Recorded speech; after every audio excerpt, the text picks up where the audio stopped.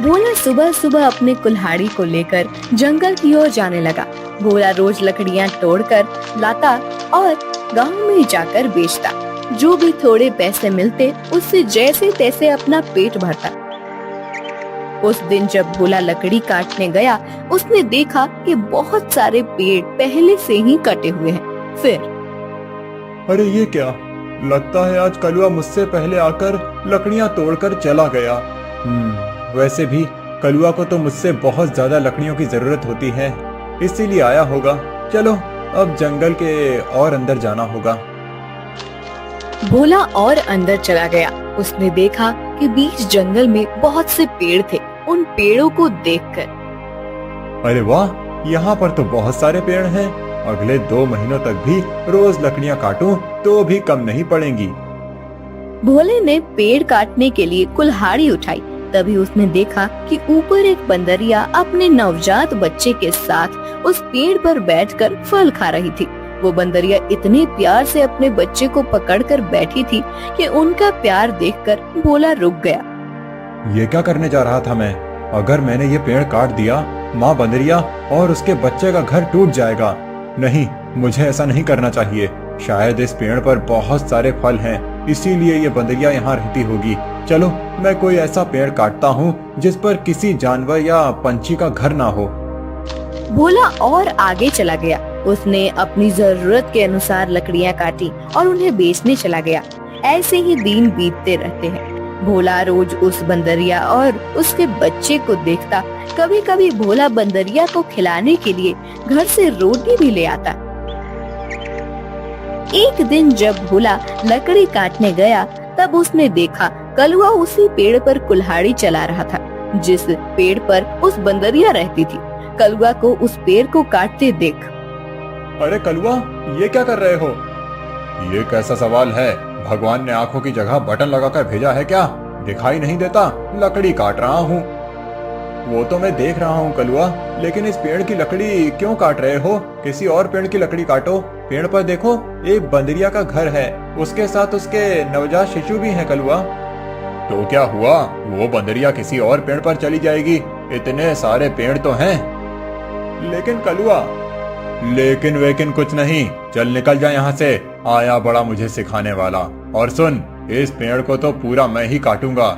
ये ध्यान रखना, तुझे चाहिए तो कहीं और चला जा, नहीं तो ये देख रहा है ना कुल्हाड़ी, मुझे जरा सी भी देर नहीं लगेगी इस कुल्हाड़ी को तुझ पर चलाने में। कलुआ पेड़ काटने लगा। भोला बेचारा चाह कर भी कुछ नहीं कर पाया और आगे चला गया।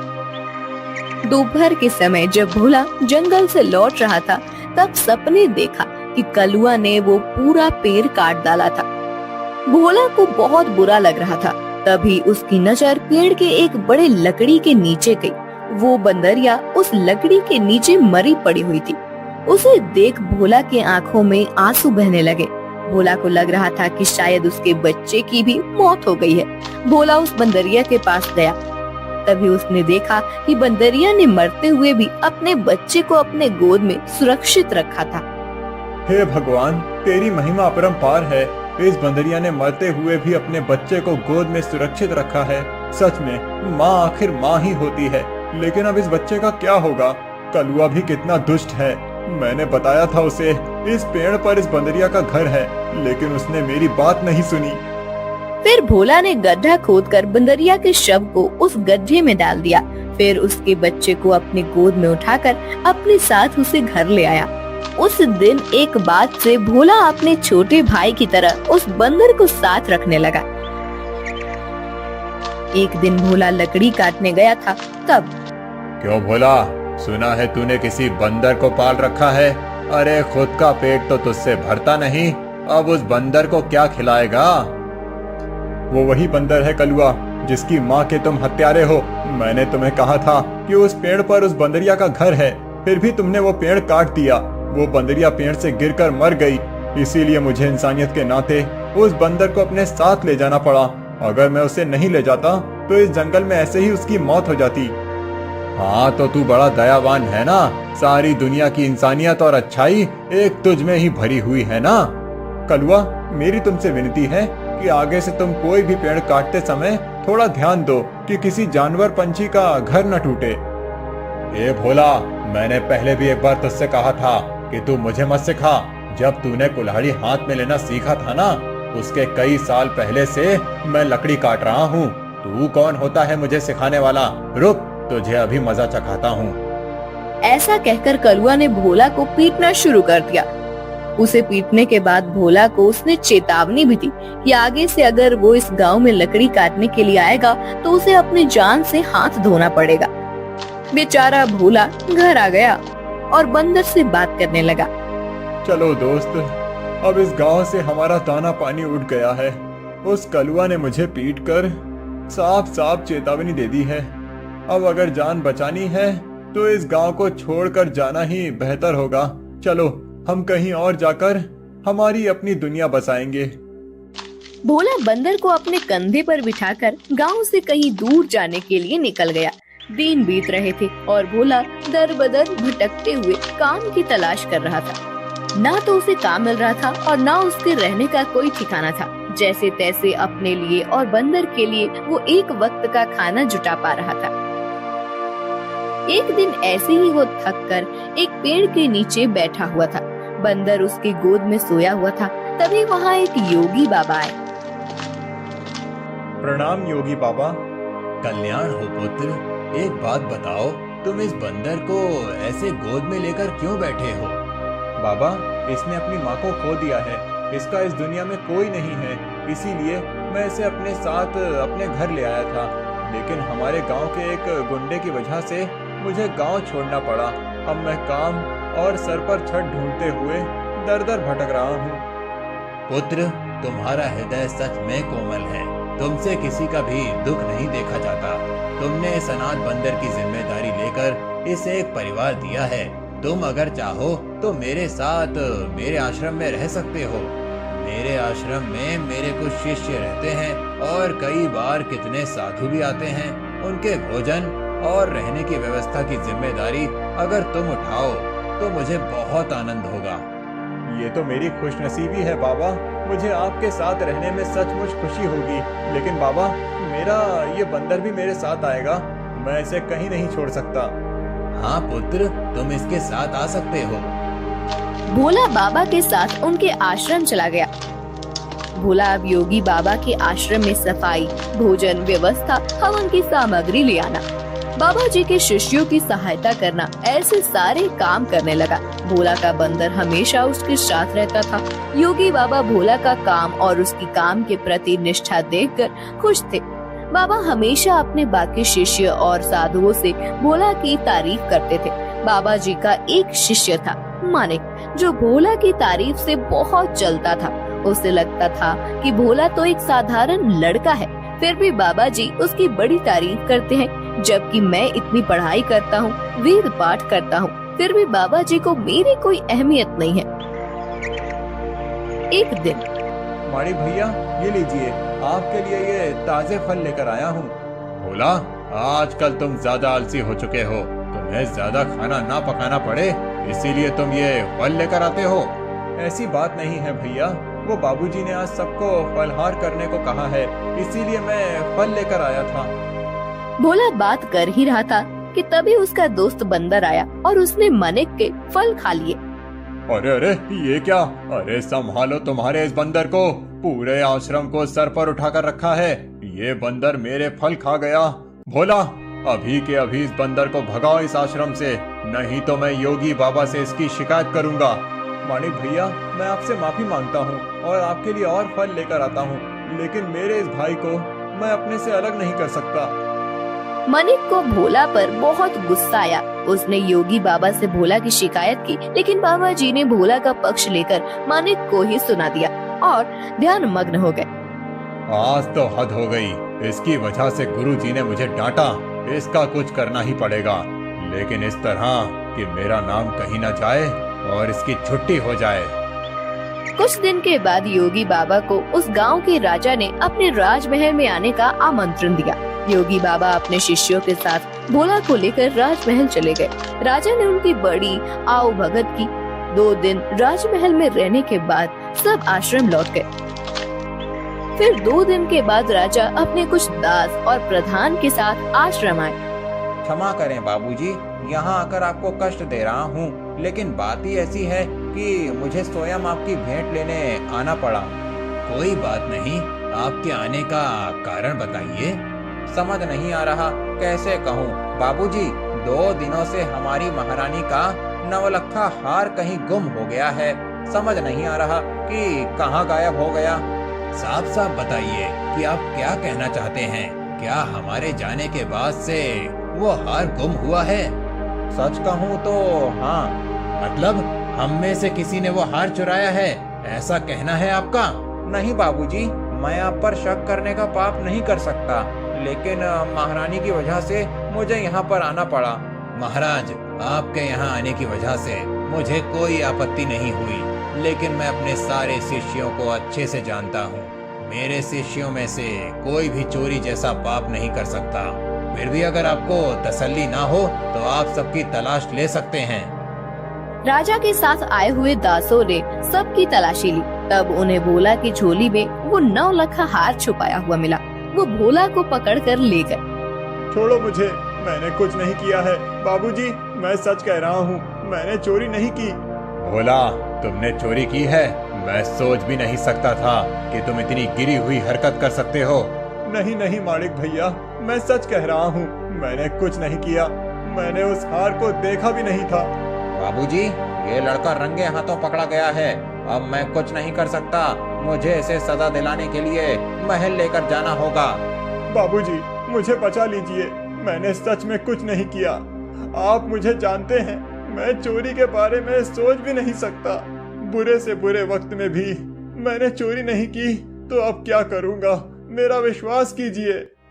राजा के दास भोला को ले जाने लगे। तभी उनके पीछे से आवाज आई, रुकिए, मेरे भाई ने चोरी नहीं की है। सबने पीछे मुड़कर देखा। भोला का बंदर पीछे खड़ा होकर बोल रहा था, महाराज, मेरे भाई ने चोरी नहीं की है। ये हार किसी ने जानबूझकर उसके झोले में डाला है। ये क्या, एक बोलने वाला बंदर? हाँ, मैं एक बोलने वाला बंदर हूँ। मेरे बचपन से लेकर भाई मुझसे बात करते आए हैं। ये रोज मुझसे ढेर सारी बातें करते हैं। उन्हें बोलते हुए देख और उनकी बातें सुनकर ही मैंने बोलना सीखा है। मैं दावे के साथ कह सकता हूँ, मेरे भाई ने चोरी नहीं की है। अच्छा, तो तुम दावे के साथ कह रहे हो, तो तुम्हें ये भी पता होगा कि ये हार जानबूझकर इसकी झोली में किसने डाला? हाँ, मुझे पता है। इस माड़िक ने मेरे भाई के झोले में वो हार डाल दिया था। क्या तुम सच बोल रहे हो? नहीं नहीं बाबूजी, ये झूठ बोल रहा है। मैंने सच में चोरी नहीं की है। तुम्हारी लड़खड़ाती हुई जुबान ने सब सच कह दिया है माड़िक। मैं कभी सोच ही नहीं सकता था कि तुम ऐसा करोगे। सच सच बताओ, तुमने चोरी क्यों की? और उसका इल्जाम बेचारे भोला पर डालकर क्या करना चाहते थे तुम?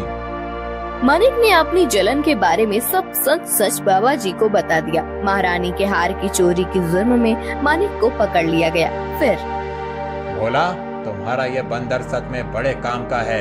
ये हमारे राज्य की बड़ी मदद कर सकता है। मैं चाहता हूँ कि तुम इसके साथ हमारे राज्य के गुप्तचर बन जाओ और हमारे शत्रुओं की गतिविधियों पर नजर रखो। इस बंदर पर किसी को शक नहीं होगा और तुम आसानी से सब पर नजर रख पाओगे। इस काम के बदले में तुम्हें बहुत धन दिया जाएगा। राजा जी की बात भोला को सही लगी। योगी जी ने उसमें हामी भरी। भोला अब राज्य का पहला ऐसा गुप्तचर बन गया जिसका साथी एक बंदर था।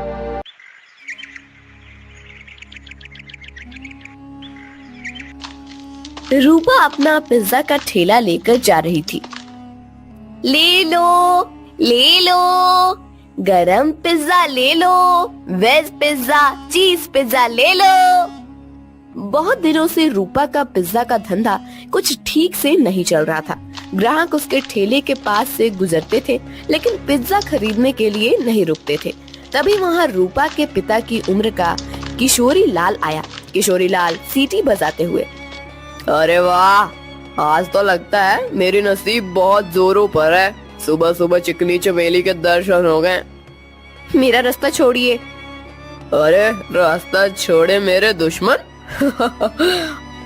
हम दोनों के तो रास्ते जल्दी ही एक होने वाले हैं और तुम बोल रही हो कि रास्ता छोड़ दो। ये ठीक नहीं है डार्लिंग। अच्छा, तुम्हें डार्लिंग कहूंगा तो चलेगा ना? वो क्या है ना, मैंने सुना है कि आजकल की लड़कियां को डार्लिंग, जानू, बच्चा ऐसे सब सुनना अच्छा लगता है। तुम बताओ मैं तुम्हें क्या कहकर पुकारूं? कोई जरूरत नहीं है मुझे किसी भी नाम से पुकारने की, जाने दीजिए मुझे। रूपा रास्ता बदलकर जाने लगी। तभी किशोरी लाल ने रूपा का हाथ पकड़ लिया। छोड़ो मेरा हाथ, छोड़ो। अपनी बेटी की उम्र की लड़की का हाथ पकड़ने में शर्म नहीं आती तुम्हें किशोरी लाल? किशोरी लाल नहीं, सुनिए जी कहकर बुलाओ मुझे। और मुझे शर्म आने की जरूरत नहीं है, शादी होने वाली है हमारी। तुम्हारी उस जुआरी बाप ने मुझसे कर्जा लिया था, कर्जा नहीं चुका पाया, इसलिए अपना घर उसने मेरे नाम पर दिया। ये तो मेरी रहमत समझो कि मैंने तुम लोगों को घर से बाहर नहीं निकाला। ये करके भी वो रुका नहीं, फिर से जुआ खेलने के लिए मुझसे पैसे लिए और कहा कि अगर पैसे नहीं चुका पाया तो मेरी बेटी से शादी कर लेना। अब एक तो तुम्हारे बाप को कहो कि मेरे पैसे लौटाए, नहीं तो तुम मुझसे शादी करने के लिए तैयार हो जाओ। हाँ। रूपा मायूस होकर घर चली आई। उसने अपनी माँ भारती को रोते हुए सब बात बता दी। तभी रूपा के पिता, अरे सही तो कह रहे थे सेठ, तुम्हारे तो नसीब खुल गए हैं कि इतने अमीर आदमी से तुम्हारी शादी होगी। नहीं बापू, मैं इतने बड़े आदमी से शादी नहीं करूंगी, चाहे कुछ भी हो जाए। और माँ, आज के बाद मैं नहीं जाऊंगी पिज्जा का ठेला लेकर। रूपा अंदर जाकर रोने लगी। अगले दिन से भारती पिज्जा बेचने जाने लगी। कुछ दिन हो गए, लेकिन फिर भी जितनी जरूरत थी उतना धंधा नहीं हो रहा था। भारती बहुत परेशान हो गई थी। दिन भर पूरे गांव में घूमने के बाद रात को भारती घर जा रही थी। वो एक जगह पर बैठ गई। हे भगवान, और कितनी परीक्षा लोगे हमारी। इतनी मेहनत करके भी पैसे हाथ में नहीं आते। पति है जिसे जुआ खेलने से फुर्सत नहीं मिलती। एक लौती बेटी है, इतनी रूपवती है, लेकिन उसके पीछे वो किशोरी लाल पड़ा है। मेरी बेटी को उस किशोरी लाल के चंगुल से कैसे बचाऊं? पता नहीं ये पिज्जा का धंधा क्यों चल रहा है। अगर पैसे नहीं मिले तो क्या करूंगी? भारती अपने आप से बात कर रही थी। तभी उसके पास एक बूढ़ी दादी आकर बैठ गई। क्या हुआ बेटी, क्यों रो रही हो? क्या बताऊं अम्मा, मेरे जीवन में इतनी परेशानियां हैं कि क्या कहूं। भारती ने अपनी राम कहानी बूढ़ी अम्मा को बताई। बेटा ये लो, कल से तुम ये मसाला डालकर पिज्जा बनाना। देखना, इस जादुई मसाले से जो पिज्जा बनेगा उसका स्वाद के चर्चे दूर दूर तक होंगे। जल्द ही तुम्हारी सारी परेशानियां दूर हो जाएंगी। भारती को वो मसाला देकर बूढ़ी अम्मा गायब हो गई। अगले दिन भारती ने उस जादुई मसाले से पिज्जा बनाया। अरे वाह माँ, आज तो पिज्जा की खुशबू बहुत अच्छी आ रही है। मैं एक खाकर देखूं? वाह माँ, ये तो सच में बहुत अच्छा बना है। कैसे बनाया तुमने ये? इसमें कुछ अलग डाला है क्या तुमने? हाँ, कल रात को ये थक कर उस पुराने खंडर के पास बैठी थी, तभी वहाँ एक बूढ़ी अम्मा आई थी। मैं बहुत परेशान होकर रो रही थी। तभी उन्होंने मुझे मेरे रोने का कारण पूछा। जब मैंने उन्हें हमारे बारे में सब सच बताया, तब उन्होंने मुझे ये मसाला दिया और कहा कि इसमें पिज्जा में डालकर पिज्जा बनाऊंगी तो पिज्जा का स्वाद बढ़ जाएगा। वही मसाला में डाला है अभी इसमें। क्या? उस खंडर के पास? माँ, तुम्हें पता नहीं वहाँ क्या है? तुम इतनी डर क्यों रही हो? ऐसा क्या है वहाँ पर? अरे माँ, कहते हैं कि वहाँ पर एक बूढ़ी का भूत रहता है। तुम्हें जो बूढ़ी अम्मा मिली थी, कहीं वो वही भूत तो नहीं थी? ये क्या बोल रही हो तुम बेटा? कल मेरी मुलाकात एक भूत से हुई थी, लेकिन उसे देखकर ऐसा लग तो नहीं रहा था। लेकिन माँ, ये तो सोचो कि कोई सामान्य औरत तुम्हें जादुई मसाला कैसे देगी? हो ना हो वो जरूर कोई भूत ही होगी। अब वो कोई भी हो, क्या फर्क पड़ता है? अगर उसके इस मसाले की वजह से हमारे पिज्जा की बिक्री बढ़ गई तो अच्छी ही है ना। सोचो, हम उस किशोरी लाल के सारे पैसे चुका देंगे तो उसे तुम्हारा पीछा छोड़ना होगा। हाँ, ये बात तो है। सिर्फ एक बात याद रखना, किसी को कानो कान खबर ना हो कि हमें किसी भूतनी ने जादुई मसाला दिया था। भारती अपना ठेला लेकर निकल पड़ी। जादुई पिज्जा की महक पूरे गांव में फैल रही थी। अरे भारती, आज तो बहुत बढ़िया खुशबू आ रही है तुम्हारे ठेले से। जरा एक दो पिज्जा खिलाओ तो।